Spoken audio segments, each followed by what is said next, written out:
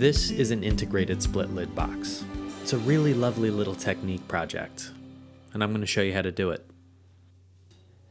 So to start, every project begins at the beginning, so let's begin there.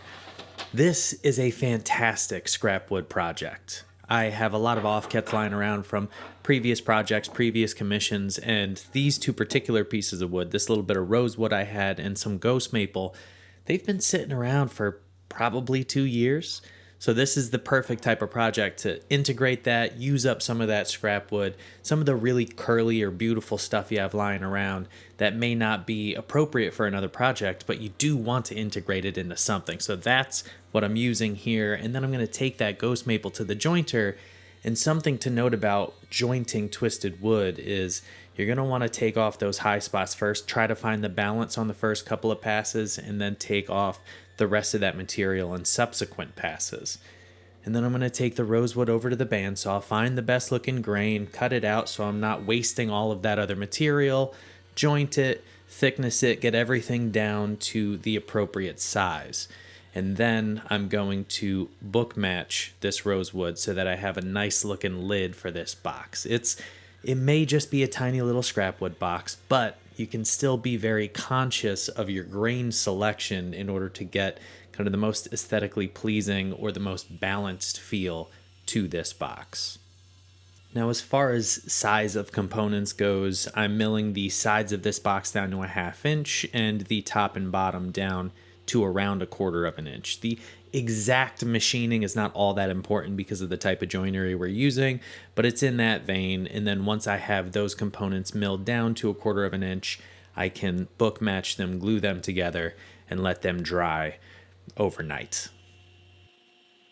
And while that book match is drying, I can start to work on the main components of my box. Now I'm going to start by cutting it down to width. This is 3 3/8 inch wide because my box is going to be 12 inches long, 4 inches wide, and 3 inches tall. Now that extra 3/8 inch is going to come into play a little bit later, so remember that. But for right now, those are the dimensions I'm cutting down to. And I am removing the safety guard here because I need to make a buried cut. In fact, I need to make a series of buried cuts. I need to cut the grooves for the top and bottom of the box. And you can do this using any number of techniques. You can do it on the router table, you can do it using a plow plane, whatever you feel comfortable with. But I often do it with a flat top blade on the table saw. And the reason I choose to do it that way is because this is where the integrated part of the integrated split lid comes in. I'm going to simply move the fence over to about 1 inch down, and I'm going to make the same plow that I just did for the top and bottom grooves, and that's going to be one part of my lid. I'm going to then flip the piece over, I'm going to reset my fence, and I'm going to make a cut on the outside of the box. Now this, I know it doesn't quite make visual sense just yet, but that's going to be the mechanism that locks my box in place once I split it. Those two grooves are about 1/8 inch apart, which is the thickness of a blade. Once I have that cut and I have all of my plows cut for my pieces, then I can go ahead and cut my miters. Yes, I still have the shroud removed on this because I need to be able to see my pencil lines very, very accurately in order to make sure that all of my box components are the same size. Because if they're not the same size, you're not going to have a rectangle. You're going to have some kind of trapezoidal something, or a rhombus? I don't know. I'm not a math guy. But as long as you're careful and you have no debris that could be touching the blade, you always wait for the blade to stop before grabbing a piece, you're going to be A-okay. Now my next step is to put the shroud back on so that I can cut my top and bottom to size. They're a little bit oversized right now, and once I've cut my box components, I can actually determine the proper size of these components, which in this case is about 11.5 by 3.5, because my box is a 1/2 inch thick with 1/4 inch deep grooves, so that's going to be the size of the box less a 1/2 inch. And once I cut them to size, I can take the shroud off yet again, I can put the flat top blade in yet again, and I can cut all of my rabbets so that these components can fit in the grooves that I cut. and it's always going to take a little bit of finessing after the fact, so I really like to do that at the bench with a rabbiting plane or a dado plane.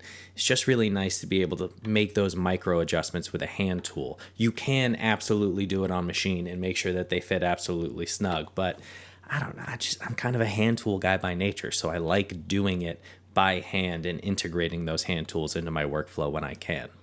But once everything looks good and it fits and it's beautiful, then I can disassemble the thing and I can get ready to sand all of my components.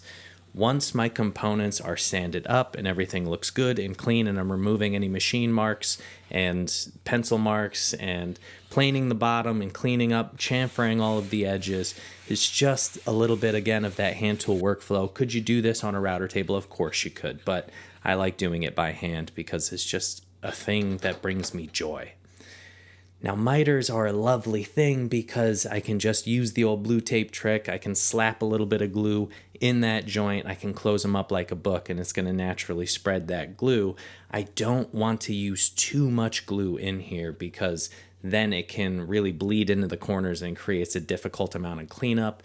But the top and bottom are so small that I'm going to glue the lid and the bottom in place. So those are actually going to act as reinforcements to those miters. So even if there's a little bit less glue than maybe makes you comfortable emotionally, the top and bottom are locking the box in place as well. I'm going to adjust the top and bottom and make sure that the reveals are even all the way across. And then I'm just going to give it a few hours to dry, at least 60 minutes. And once that 60 minutes is passed, I can start to take the blue tape off. I can check my box to make sure that everything looks good and clean and beautiful and I'm happy with it. And if I am, I can sand the outside of the box the same way I did the interior components. Just take a random orbit sander to the flats, and for any of the miters or skinny parts, I can use a sanding block. And then we get to the split part of the split lid box. You can see it's about 1.25 inches down to my bottom groove. And I'm going to, at first, try to set that distance. And then I realized that's a stupid thing to do. I should just set my fence to the actual groove. So I'm going to set the inside of my blade between the blade and the fence to the distance to the top of that groove. And I'm going to set the height of the blade to just pierce the inside of the box. And I'm going to go very slow and very carefully, take my time, and make the short cuts first. Now, if you're not comfortable with this technique, you absolutely can do this on the bandsaw, and you can do it with a handsaw, but this is how I do it. I take my time, I go slow, and then on the final pass, I change my grip on the box. You'll notice I'm now pressing on the top of the box rather than pressing from the side to press it against the fence, because I don't want to pinch the offcut against the blade to create any problems. I'm going to go nice and slow. I'm going to make sure that everything stays stable. I'm turning off that saw with my leg. This is one of the major benefits of a SawStop, that paddle switch to turn it off with a leg. Make sure that everything comes to a stop and make sure that everything is nice and clean.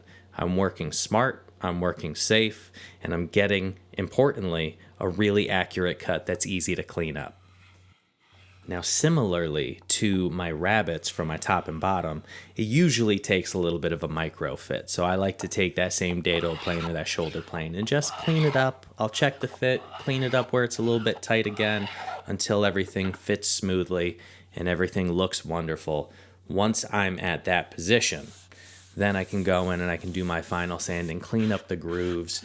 I can chamfer all of the interior edges, the exterior edges. I can take a hand plane to it and just kind of make it look pretty, make it feel nice in the hand, which is, I think, an underrated aspect of it. Looking nice is absolutely a huge component, but you got to remember, people want to pick this thing up and open it and close it, and it's got to feel nice to the touch. Any of those sharp edges are really uncomfortable to hold. Now, I'm going to apply just an oil urethane mix. This is a thing that I've used many, many times in the past. It's very easy to apply, but you can use any finish that you like for a box. Shellac is a wonderful finish. Lacquer is a great finish. Just regular old boiled linseed oil. All of those finishes are wonderful for a project like this because they're easy and they're forgiving. And once you've got a couple of coats of finish on this thing, it's really going to be a beautiful little gift. And that's really all there is to it. That's how you make an integrated split lid box.